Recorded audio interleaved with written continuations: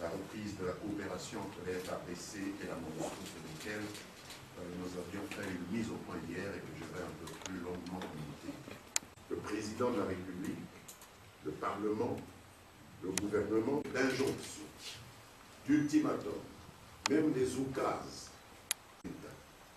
et aux législateurs, qui sont des élus légitimes, qui en sont des émanations.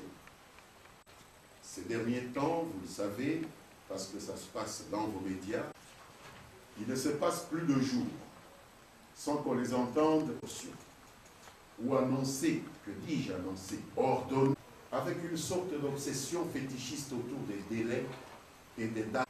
Le dernier communiqué d'une de ces associations, d'un ton martial et un tantinet lugubre, les membres de ce groupe intiment, entre autres, l'ordre à la CENI, je cite, encore de sortir un calendrier électoral allégé et réaliste qui tienne compte des contraintes constitutionnelles afin de relancer le processus électoral au risque d'être tenu responsable du blocage actuel et de toutes ses conséquences.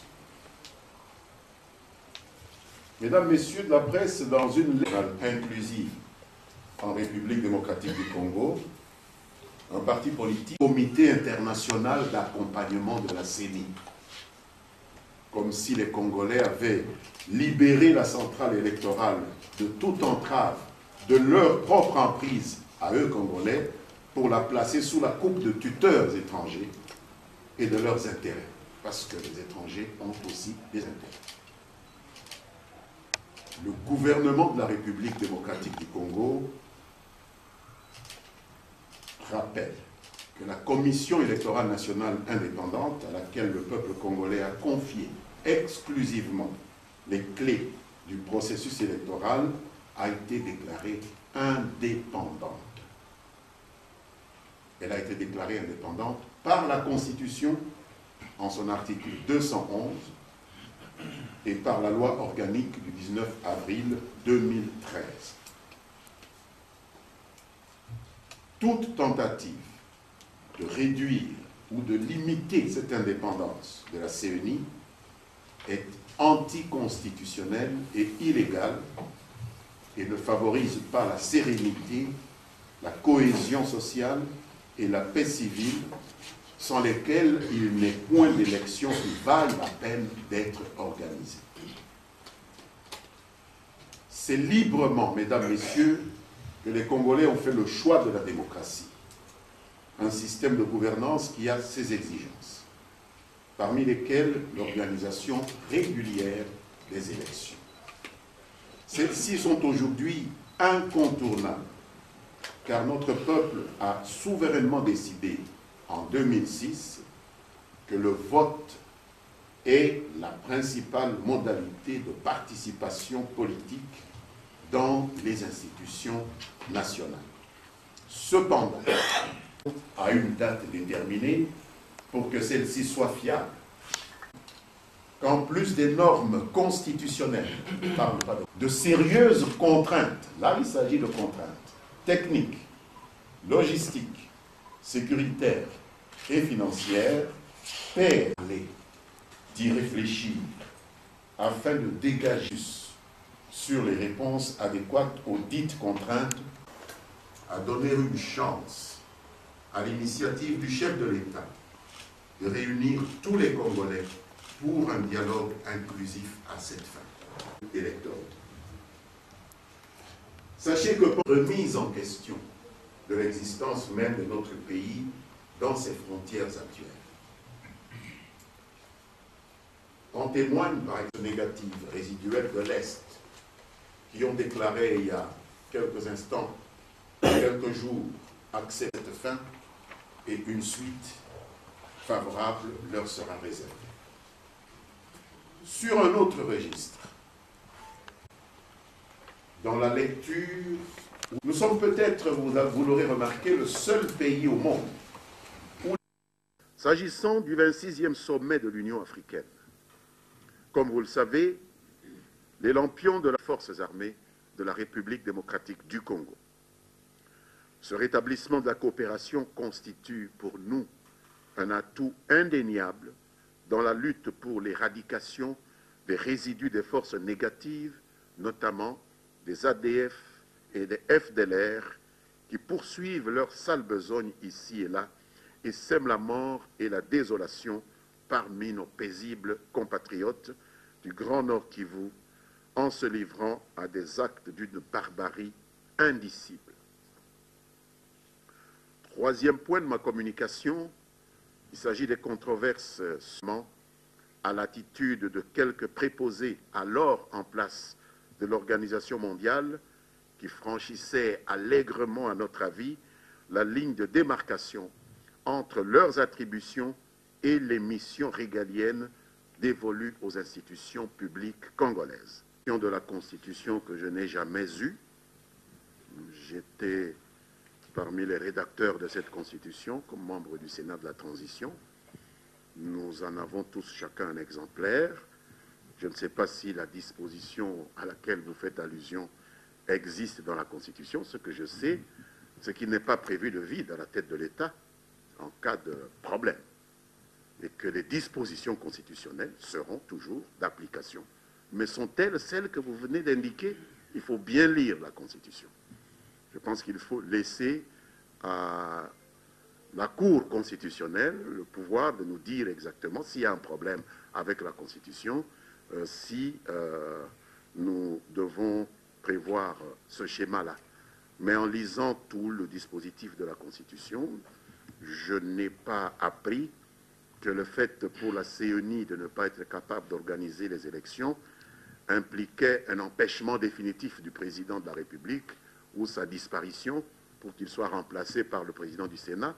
Le cas de remplacement du président de la République par le président du Sénat sont connus, c'est le cas de décès. Je ne pense pas que le fait que la CENI n'organise pas les élections tuerait notre président. Je ne sais pas s'il sera mort parce que la CENI n'aura pas organisé les élections, ou le rendrait indisponible, c'est-à-dire ferait de lui un malade, un invalide.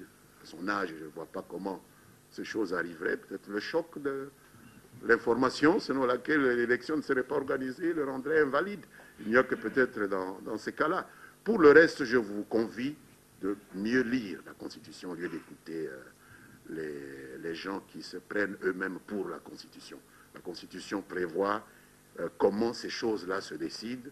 Je pense que c'est la Cour constitutionnelle qui peut donner quitus à la CENI de ne pas organiser les élections dans les délais constitutionnels et pas une autre personne, et que nous sommes à la fin d'une querelle. Je pense que la fin d'une chose vaut mieux que son commencement. Le gouvernement est heureux que finalement ce conflit, ce litige se termine, malgré la petite bourde de M. le secrétaire général adjoint en charge des opérations de maintien de la paix d'hier. Nous n'avons pas des choses à reprocher à la hiérarchie de la MONUSCO ou au représentant spécial de M. le secrétaire général des Nations Unies qui est ici. Vous poserez cette question à M. le secrétaire général des Nations Unies, puisqu'il va nous visiter bientôt, ce mois-ci. M. Ban Ki-moon sera à Kinshasa. Il nous fera l'honneur d'une visite pour cette conférence sur les investissements dans la région des Grands Lacs. Posez-lui la question, pourquoi donc cette espèce d'acharnement, puisque là, on peut vraiment parler d'acharnement de la part de certains à New York, pas d'ici. À New York, il y a une sorte d'acharnement contre la République démocratique du Congo. Si tant il est vrai qu'il y a eu des problèmes qui nécessitent une clarification avec le comportement de certains éléments de notre contingent en Centrafrique, vous savez très bien qu'ils ne sont pas les seuls dans ce cas. Il y a plusieurs autres contingents, contingent français, contingent d'en face, contingent d'autres pays qui sont dans ce cas-là. Alors pourquoi des décisions, des sanctions collectives ne concernent que le contingent de la République démocratique du Congo? Vous avez le droit de savoir. Ce n'est pas une décision que nous prenons, c'est une décision qui est dirigée contre nous. C'est une discrimination que nous subissons. Est-ce que vous allez laisser passer cela? Posez la question à M. le secrétaire général lorsqu'il viendra, pourquoi le Congo est traité différemment des autres pays devant des situations qui sont similaires. Pourquoi seulement la RDC? Ça, c'est une question qui vaut la peine d'être posée. Je vous suis reconnaissant de l'avoir soulevée, mais je ne détiens pas la réponse. C'est à ceux qui prennent des mesures discriminatoires contre la RDC de répondre à cette question. Déclaration de tels membres du gouvernement. Moi, je suis le porte-parole du gouvernement dans son ensemble. Le gouvernement n'a jamais dit dans son ensemble que le dialogue est un don du président. Le président ne peut pas avoir la prétention de faire don du dialogue, ça n'a aucun sens. Le président de la République a reçu une interpellation de l'opposition. Donc si don il y a, peut-être on peut dire que c'est l'opposition qui a pris l'initiative. C'est venu de l'UDPS qui a interpellé les institutions au sujet de la nécessité d'avoir un échange global, inclusif, sur un certain malaise qui se pointait à l'horizon.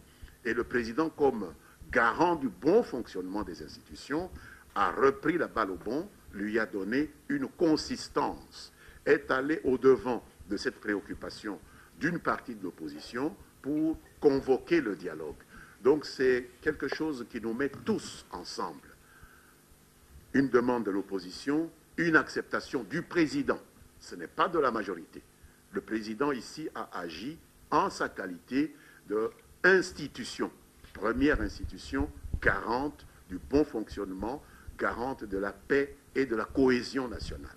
Et donc il a demandé à son tour à la majorité de soutenir cette idée qu'il a voulu maintenant mettre en pratique parce qu'il n'existe pas d'autres structures capables, malgré ce qu'on en dit dans cette opposition, de pouvoir prendre une initiative institutionnelle de cet ordre-là en République démocratique du Congo, en dehors du président de la République. Donc je n'irai pas jusqu'à dire que c'est un don, c'est un geste qui montre que le président est à l'écoute de son peuple, que ce n'est pas parce qu'une idée vient de l'opposition que le président la rejette.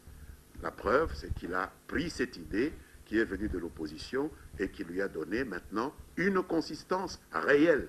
Et que si nous aurons un jour un dialogue, c'est parce que le président a été à l'écoute. C'est sans doute ce que le collègue a voulu dire, si tant est qu'il a parlé de don. Je n'ai pas entendu cela, mais ce n'est pas un don de qui que ce soit. Quand les Congolais se rencontrent, c'est un droit pour eux de pouvoir parler. C'est une tradition. J'ai parlé de jurisprudence éprouvée. Nous avons eu la table ronde de 60, nous avons eu Coquilateville, nous avons eu Tananarive, nous avons eu Sun City, qui a donné quoi à qui? Les Congolais avaient simplement accepté de se rencontrer pour parler de leur pays. Personne ne donne le Congo à un autre Congolais. Donc c'est à la tenue du dialogue politique, mais c'est la même majorité présidente de ce parti. Comment comprenez-vous qu'un parti politique...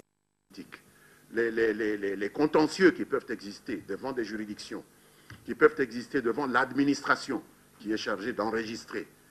Et vous mélangez tout, vous dites comme on a convoqué le dialogue pour régler des contentieux au sein des partis politiques. J'ai lu le discours du président, j'ai lu la feuille de route de ceux qui ont demandé au président de donner une forme à ce dialogue. Je n'ai pas vu qu'il y ait un point qui concernait le règlement des contentieux au sein des partis politiques. Ce sont des faits privés. Lorsque vous avez un contentieux avec votre frère, votre camarade au sein d'un parti politique, il y a deux façons de le régler. Vous recourez soit à l'administration, qui peut voir dans quelle mesure il y a légitimité de part ou d'autre, et si ce n'est pas satisfaisant, il y a toujours la justice qui peut départager. Or, dans le cas dont vous parlez, il y a au moins un cas qui est passé en justice. Et la justice a estimé qu'il y a un problème de légitimité que le gouvernement, au niveau de son ministère, en charge de l'enregistrement des partis politiques, n'a fait que constater. Si une juridiction prend une décision et que nous nous opposons à la mise en œuvre de cette décision, nous violons la loi. Ni le Parlement, ni le gouvernement ne sont attitrés à aller à l'encontre de décisions judiciaires.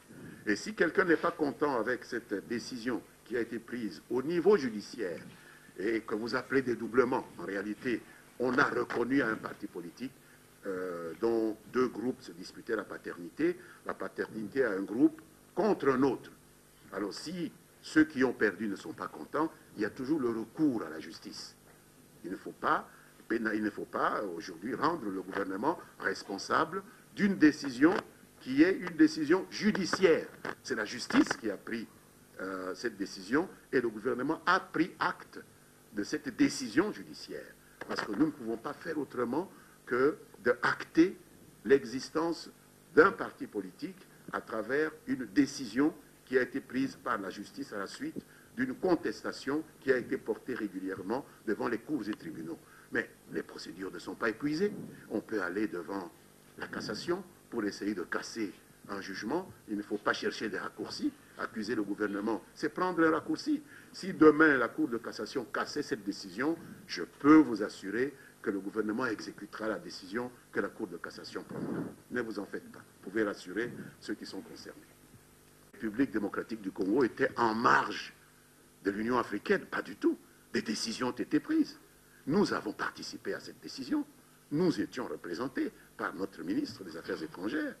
Et la décision qui a été prise aux Nations Unies nous engage et nous l'approuvons. Et vous la connaissez.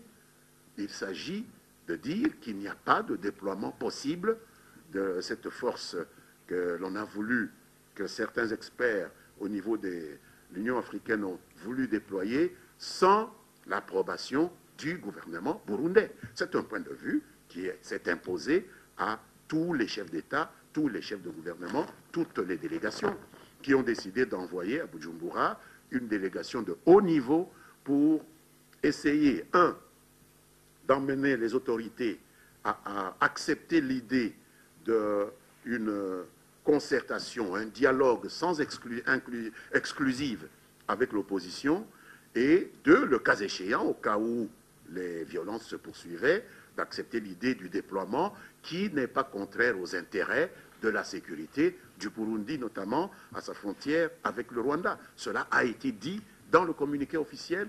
Nous, RDC, nous nous retrouvons dans ce communiqué. Pourquoi voulez-vous que je vous dise autre chose? C'est exactement cela qui est le point de vue du gouvernement de la RDC.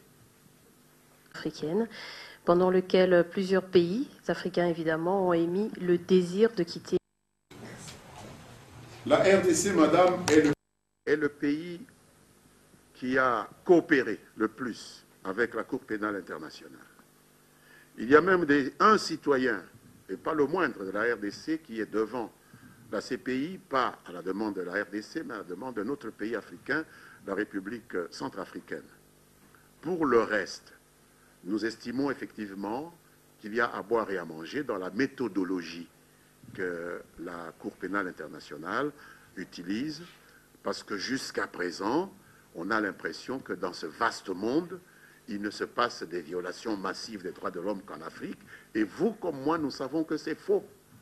Que partout ailleurs, il se passe des choses graves, parfois même plus graves que ce qui se passe en Afrique, mais qu'il n'y a que des dossiers africains qui sont pris en charge par la Cour pénale internationale. Et au niveau de l'Union africaine, cette question s'est posée. Nous avons eu un moment même à donner des explications à nos partenaires de la CPI lorsqu'ils voulaient nous interdire de recevoir un chef d'État membre de l'Union africaine ici, soi-disant parce que les principes qui régissent l'Union africaine, ici je parle du président du Soudan, seraient inférieurs aux principes qui guident nos relations avec la CPI. Nous avons dit non, pas du tout. Il s'agit des principes de droit international. Ce n'est pas parce qu'il s'agit de principes qui guident l'Union africaine qu'il s'agit de principes de moindre importance. Donc il y a là une sorte de discrimination, et vous le savez, nous sommes allergiques à toute discrimination parce que nous avons été tellement victimes de discrimination. Mais c'est une réflexion qui se poursuit. Je ne pense pas qu'on soit arrivé déjà à des conclusions. La réflexion se poursuit. Vous êtes invités aussi à l'alimenter pour voir dans quelle mesure la CPI peut se rattraper et faire en sorte que pas seulement l'Afrique puisse donner du travail à la CPI, mais que toutes les violations des droits de l'homme dans le monde entier puissent faire l'objet des procédures devant cette Cour pénale internationale qui est internationale et pas seulement africaine. Voilà la réponse que je peux donner à cette question. Et attention. Asante Pochi, kwa kweli waziri mtetezi wa serikali Lambert Mende Malanga